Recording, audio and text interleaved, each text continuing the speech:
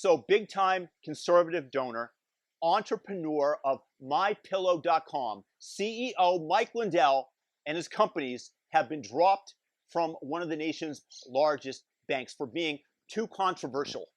So I made a video about this just the other day about how the left will cheer on a bank dropping a client like this, banning him from their services, but will go after a Denver baker for refusing to bake a cake for somebody that they demand a special order, basically coercing their labor. Now, aside of the vast hypocrisy that exists here, because I guarantee you the left is cheering on the prospect of Mike Lindell having a tough time of it and having to find a new bank, this is yet again a huge boon for Bitcoin, because with Bitcoin, you are your own bank. You own your Bitcoin. It is on a hard drive somewhere on an exchange, and no one else potentially has access to it or can ban you from using the network. And this is the thing of beauty about Bitcoin, is that it allows people in godless countries like Venezuela, like Zimbabwe, like Argentina,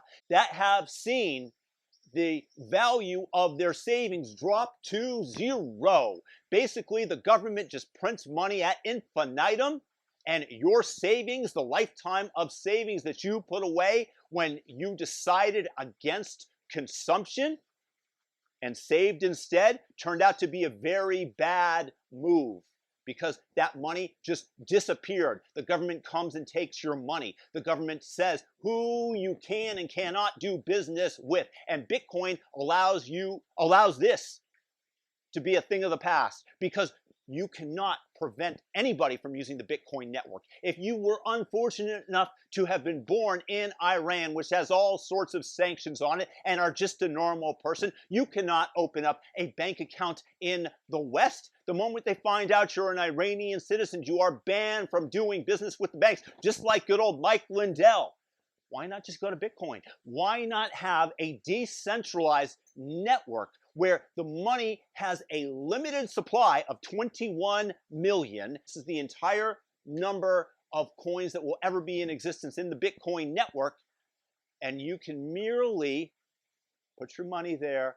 Nobody can ban you. Nobody can take away your money. You take a look at the central bank tokens that are going to be coming. They can put a time limit on them. And you put that money in the Federal Reserve, and they will basically own the funds, and they can take it away from you if you are a bad boy in their mind, if you have the wrong political beliefs, much like the banks are currently doing again to good old Mike Lindell and other conservatives, the Ian Miles Chong, the reporter for the Post Millennial, and tons of other people, even porn stars, were banned from doing business with Chase Bank. With Bitcoin, everybody has access to it. It democratizes finances. And just because you're fortunate enough to have been born in Canada, in the United States, in Western Europe, you haven't experienced this. And when you go to places like Myanmar and you meet people where the government has come to the bank, and because they disagreed with somebody's said political views, they just took all the money that they had, and that's why they use gold, that will be a thing of the past as people switch to Bitcoin.